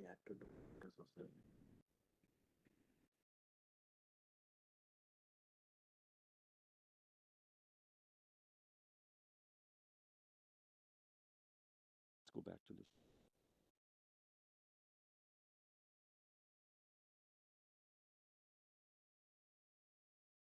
Well, there are 2 different stands operating here. One stand arises out of the exercise of the power under 356. Correct. Under 356, you have no power to amend the constitution. If you exercise the power under 356 in relation to any other state in India, you can't amend the constitution. 370 is a provision exclusively in operation in relation to Jammu and Kashmir at the relevant time. Correct. So the power which they were exercising was the power under clause D of subsection 1 of clause 1 of Article 370. Correct. Absolutely right. But unfortunately, Millers, they couldn't do that because clause 1 dealt with instrument of accession, subject related to instrument of accession, and then concurrent list issues. No, clause D is wider than that. Wider. You're referring to clause A. We're referring to clause D. Yes, I'm reading all clause A also. D requires the concurrence of that government. That's correct. That is the J&K government. That is government means government council of ministers, Millers. Government is not under the. But tell us what happens when there's a 356 in operation in the state of J&K? Well, let's put it this way, Millers. How does 356 in normal circumstances happen? Millers, the governor sends a report. The report is that the provisions of the constitution cannot be carried on in this particular state. The government of India under 356 Millers takes over. Right. Right. Now, at that time, the assembly is in suspended animation. That's the normal way that it is done. You keep the assembly in suspended animation, you exercise your powers. Ultimately, the intent is to restore democracy. Therefore, Millers, towards the end of it, when you know that elections should be held and you want restoration of democracy, you dissolve the assembly. And then you hold elections. Oh, well, Mr. Sibal, the question put was slightly different. Now come to 370 clause D. Right.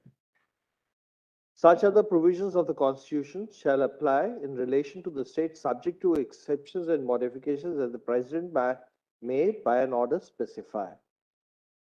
Now, as far as this is concerned, therefore, the amendment was made to clause 4 to section 367, which is the interpretation clause. Now, the proviso says, provided further that no such order which relates to matters other than those specified in the last proviso, preceding proviso, shall be issued except with the concurrence of the government. The Right. concurrence of the government is the explanation That's part. concurrent list subjects. No, concurrence of the And government the is Constitution, the, both the the legislative. Constitution of India as well as concurrent list. Let's assume Council of Aid and Advice of the Constitution of Aid and Advice of the Council of Minister for the time being in office. Yeah, Now, when we turn to 356, yeah. now 356 applies. Yes. 356 applies. Of course, of course. Now, if we turn to 356, then we have to go into what is the power, if 356 provision has been invoked, who will exercise the power of the Council of Ministers under the terms of Article 371. Right. So now the issue would be whether the governor could have exercised that power or not. But at the moment, I have not reached 356, Malad. May I make my submissions when I reach it, Malad? Okay. This is, I will delve into another. No, we are not on the validity of 356. Exactly. We are on the question of power. Malad, I'll be dealing with the power of 356, Malad, when we come to 356. What happens is that I will ultimately, Malad, my trend of thought will They be get disturbed. because Okay. I have. But we just formulate it and leave it at that, that once upon the proclamation under 356, all the powers of the government of the state are vested in the president. Administrative powers. Yes. Administrative. Then can the president, in the exercise of the second proviso to clause D of Article Amend the 371, Constitution. no, not amend the constitution, Yeah. exercise the power to grant a concurrence. Malad, concurrence, what? Which subjects? Please appreciate. Either the applicability of the Constitution, right, with modifications and exceptions, or Malad's applicability of list in the concurrent list. That's all. That's all that there is. It can't be more than that. And the president has the power to issue an adaptation order. Yes. Under the second proviso to clause D, the president can issue an adaptation order. Correct. When you have a regular government and a legislative assembly in place, you require the concurrence of the government. Correct. Right? Right. Now, where the power of the government has been vested in the president under 356, it cannot be that the power of the president to issue an order of adaptation is taken away. Correct. Now, who will exercise that power, that power of Let's assume the concurrence? president is, it can't be contrary to clause D of the 373D. It can't be that, Malad. No, but That power can't be exercised by the 370, no, Mr. Sibal, 370D says that no such order which relates to a matter other than referred to in the last preceding clause shall be issued except with the concurrence of that government. Now, that government means the state government. It Now, means what- Council of Ministers. Council of Ministers. Now, what happens when a 356 notification is issued? Malad, please. In which case, will we say that that power cannot be exercised at all by the president? I'm going to, I'll answer that then. Malad, kindly read Malad C and D, such of the other provisions of the Constitution. That is excluding Article 1 and 370. Well, under D, the president has the power to issue adaptations to the constitution, which are all these orders that we are now seeing. Other provisions of the Constitution, it says, D says that, Malad. Right. Such of the other, excluding 1 and excluding 370. This is an amendment of 370 itself. How can the president exercise that power under D? No, we are now looking at the exercise of the power to substitute 367. Yes, but that effectively is the amendment to the Constitution, The, to C70. Mr. Sibal, the president has the power to amend the constitution or create exceptions by taking recourse to the power under clause D, the second proviso. The president has an unquestioned power to do it. Yes. When there is a government in existence, it is conditioned by the requirement of concurrence. Now, what happens when the government has been superseded under 356? I'm just using superseded in a loose expression. If the government has ceased to exist by the exercise of the power under 356, The entirety of the power of the government is now vested in the But president. even the government cannot change Article 1, 370, whereas Jammu and Kashmir Legislative Assembly can't. You're right, absolutely. Therefore, The executive can't go beyond that. you're right. Therefore, the government also has no power to amend 370 by itself. No, can't change the scheme of 370. Forget about amendment. But 370 itself postulates that it can be abrogated and 370 says that it can postulate to efface Article 3, then I have no answer. No, Then I have no answer. Mr. Sibbal, the question was slightly different. The question is slightly different. Now, under clause D to section 371, Yes. the president by an order can make modifications to the provisions of the constitution as they apply to that state. Well, please, I'm sorry to interrupt your lordship, but read the first part. Such of the other provisions of this Correct, I'm coming So to the that. modifications can only be. We have understood that, just for the time being, just leave that argument apart, because one way to interpret clause C to section 3, article 371 is that it is only saying 1 and 370 will certainly apply to the state of Jammu and Kashmir. D refers to such other provisions of the constitution shall apply in relation to the state, subject to such exceptions and modifications as the president may by an order specify. For the time being, we're referring to 367, because the power under 367, there was 367(4), which was applicable even at the time of, in 2019. There was clause 4 of article 367, which was certainly applicable at the time, even in 2019. Yes. Now, if, in order to make modification to that clause, Yes. during, when 356 is invoked, what will be the procedure? But that's an interpretation clause. That's not a clause to amend the constitution. I mean, I don't understand, Malad. I mean, obviously, I've gone something wrong in my understanding of the plain reading of the section, Malad. Obviously, I'm completely wrong, but with greatest respect, Malad, that's an interpretation clause. Interpretation clause cannot be amended. No, by interpretation clause, you can't amend 370. That's the power, with great respect, Malad. You can't substitute the legislative assembly, constitute a legislative assembly. What has that got to do with interpretation? What you can't do directly, you can't do indirectly, Maharaj. And where does the president get that power when it says such of the other provisions of the constitution shall apply in relation to the state subject to such exception? That means other provisions of the constitution, you can have exceptions and modifications, not exception and modification 370. So I will not amend 370, but I will amend 367 to amend 370. With the greatest respect. In your argument on that as well. 367(4), one second, 367(4) was brought in for the first time, not with the constitution, but in 1954. Right? So when 367(4) is brought in, if your argument is right, then the original insertion of 367(4) is also invalid. No. That was interpretation. But this is Damru. That's a case directly on point where your lordships have said governor was always known to be the governor. Sadr-e Riyasat was only the name. The argument was Sadr-e Riyasat prior to 1965 had to be elected. Right. But that straight away had to be elected. But in fact, now the governor was directly appointed by the president, right? He didn't have to be elected. So merely because there's a change of nomenclature, but if you change the substance of 370, considerations would be entirely different. That's the submission. That's held by your lordships. So let's not. There was no fundamental alteration there. Here there's a fundamental alteration. What you can't do directly, your lordships are now saying, let's look at 367. It's hard to find an alleyway to reach a logical conclusion. One can try very hard. But I get lost when I go to my own. Let's put it very simply. Lost in alleyways. Let's put it very simply.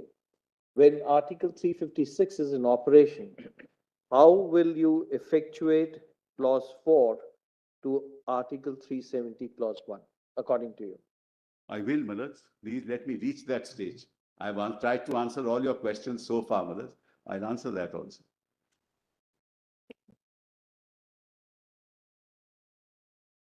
So now we have seen the, that notification of 5th of August and the original Article 360. 370, please remember.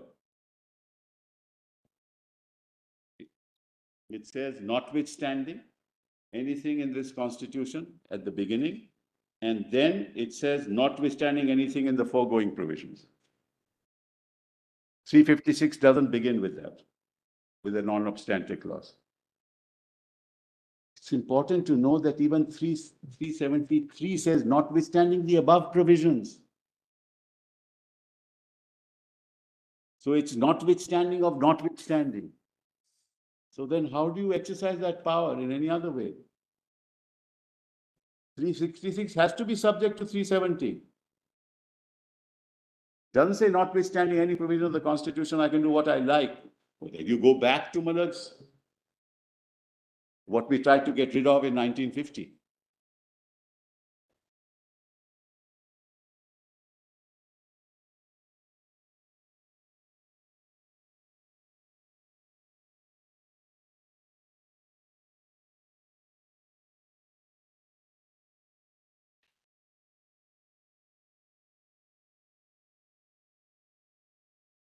Now say yes. Notwithstanding. But that's why I said, no,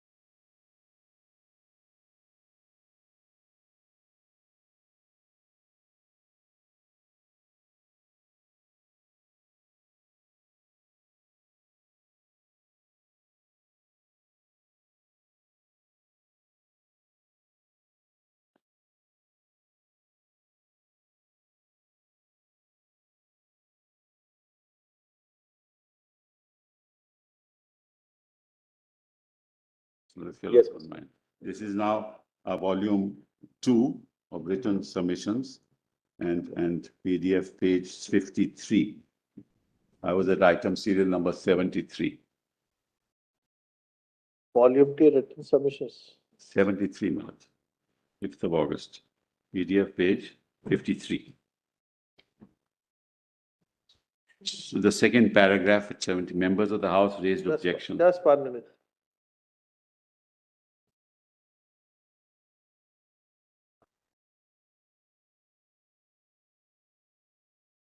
PDF, Mr. Sibal. 53, Malad. 53.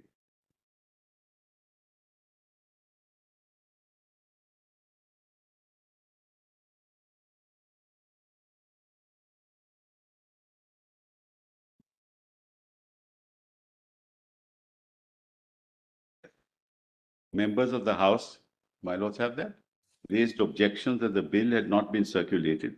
Then if and when the bill is circulated, time be allowed for reading and understanding the bills, and that only after the bill had been introduced was the supplementary list of business circulated in the House.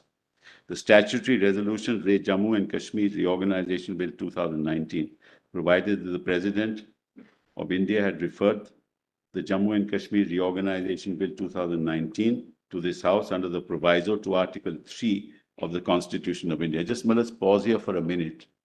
Now, if you look at Article 3, your lordships will find Constitution.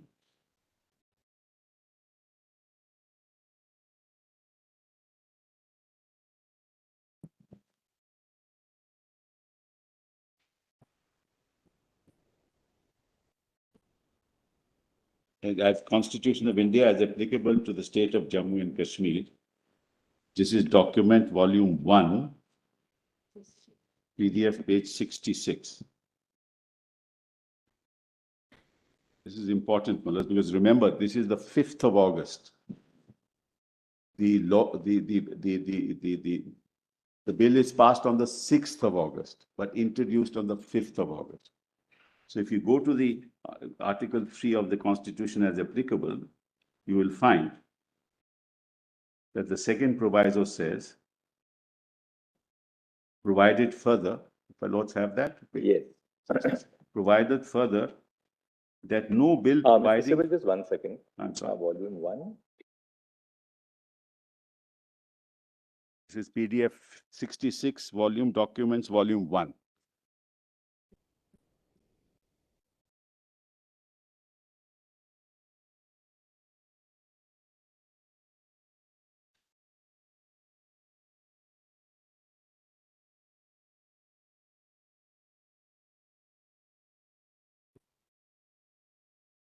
Yes. It says that provided further that no bill providing for increasing or diminishing the area of the state of Jammu and Kashmir or altering the name or boundary of that state shall be introduced in Parliament without the consent of the legislature of that state.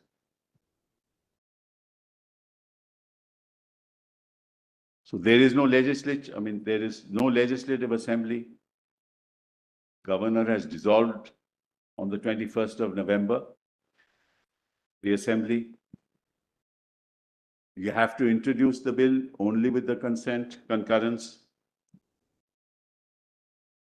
of the legislature. You introduce the bill contrary to the article.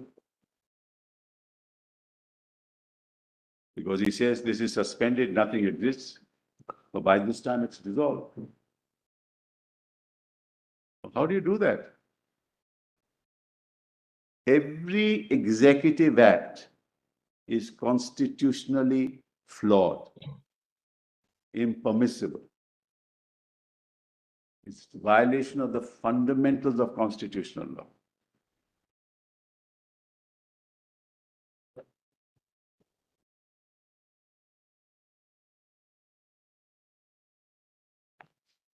Yes. The first proviso says that provided that no bill for the purpose shall be introduced in either House of Parliament except on the recommendation of the President, and unless where the proposal contained in the bill affects the area, boundaries, name, and states, the bill has been referred by the President to the legislature for expressing its views thereon.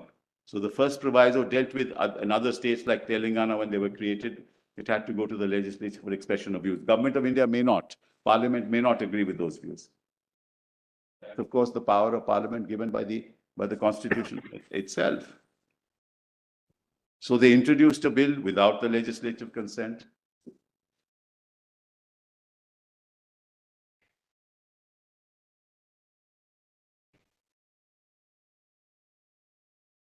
I'll come to the reorganization bill later, but I just wanted to mention, because we're on this list of dates, that this itself could not have been done.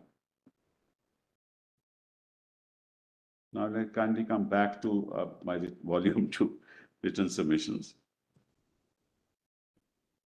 Let's skip this one. Yeah.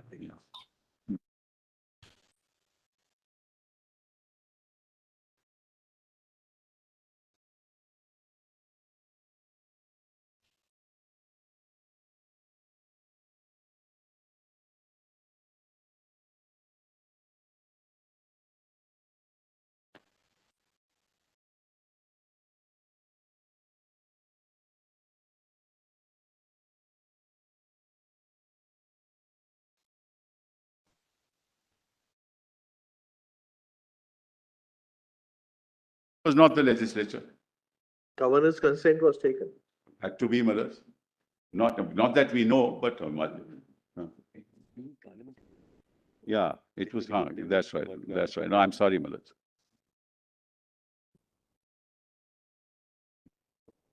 Yeah. Yes. The proviso And then they gave consent themselves, took their own views. Well, they had to take the views of the legislature, they removed the proviso and took their own views. And on the basis of that. That's power. Yes, yes.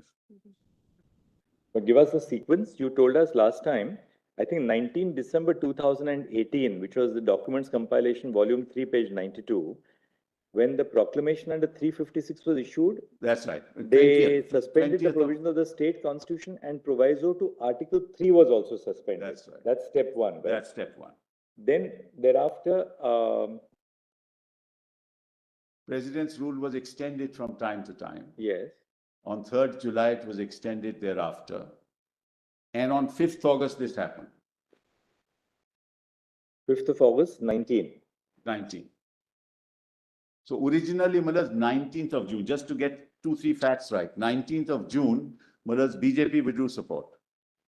20th of June, governor exercised the powers to keep the assembly in animated suspension. 20th, the very next day, he didn't explore the possibility of a government being formed. Now, he had to necessarily, under the Jammu Kashmir constitution, hold elections within 6 months. When there were some attempts made in December to form a government, November, to form a government between the National Conference as well as PDP, immediately on 19th December, 21st November, he dissolved the assembly. The 6 months were not yet over. So what is the date of that? On 21st of November. 21st of November 2018. 18. He dissolved the assembly. And can you just ask one of your juniors to give us the page reference? I do that. Page reference. Because last time some of the other we didn't take. In a second one. My colleagues are adept at that. Volume 3, PDF page 89. Volume 3, PDF page 89. November 21st, 2018, order.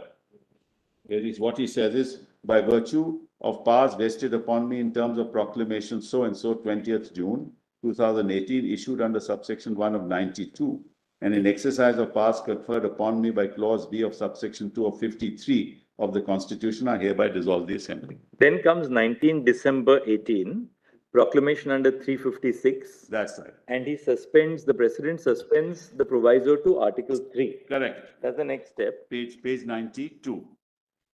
PDF page 92. Yes, document compilation 3, we got that. Then it's extended till 3rd of July. That's at page 95. PDF page 95. Extension till? For 6 months, Mother. From 3rd of July. And in between 5th of August, this happens, between the 6-month period.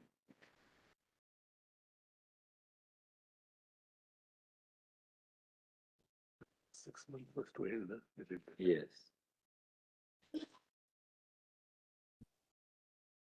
Fifth of August, he introduces it, Milad. First on 5th of August is the amendment order, Milad. Yes, we saw the amendment order. And then, Milad, he introduces this. Now, I'm going to not deal with the reorganization bill at the moment, Milad. We come, therefore, skip the date and come to CO Order 273, serial number 77. Now, we have seen CO Order 272, which I showed to your lordships, which is under challenge. That's the executive power as exercised by them, which substitutes, Milad, 367. That is CO 272. Now it's the CO 273. You are back to we are in the List of dates, Yeah. volume 2, written submissions, written compilation, and serial 77. I've skipped the ones in between. Okay.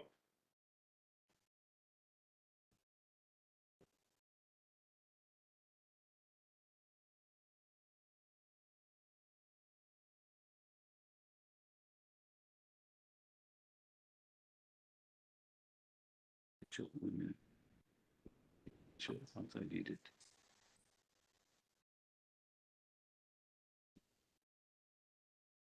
All my lords have it, Manoj? Yes. The president issued CO 273, which is also impugned, which is also an executive order, in exercise of power under 370 sub-article 3 of the Constitution as amended by CO 272. Declared that Article 370 would cease to apply with effect from 6th of August 2019.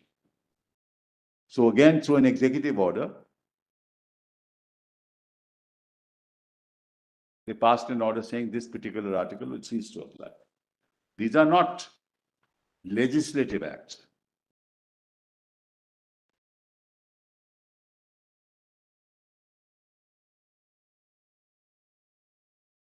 But this is in volume 3, PDF page 103, the documents volume 3.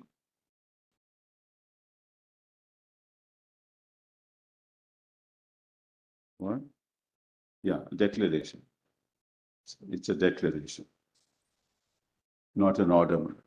Declaration under Article Under 370. Article 370 sub Article 3.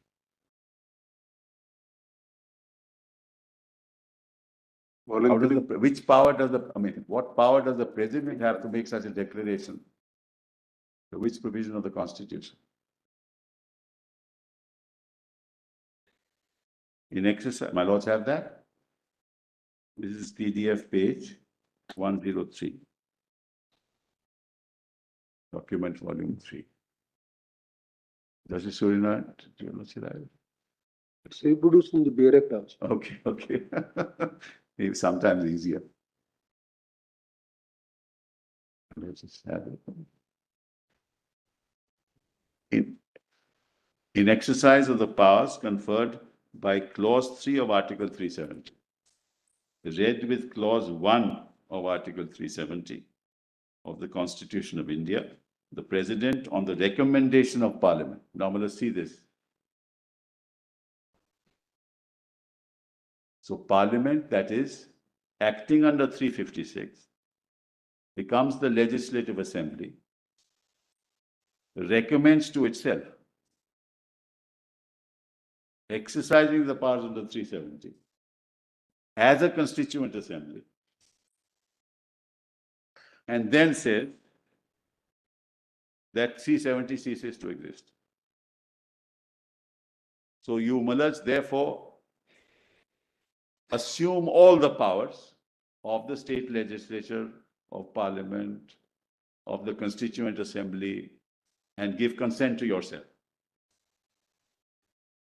Recommend to yourself and accept the recommendation yourself. So amazing exercise of constitutional legerdemain.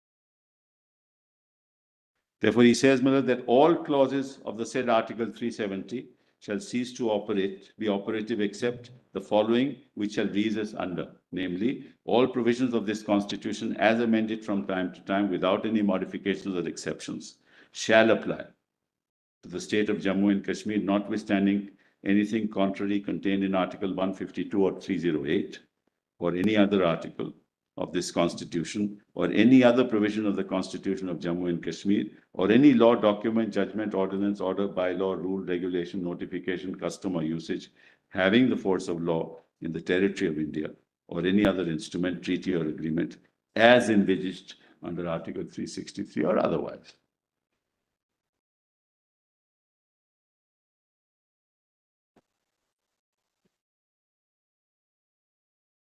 Go back, Mullahs, to the list of dates.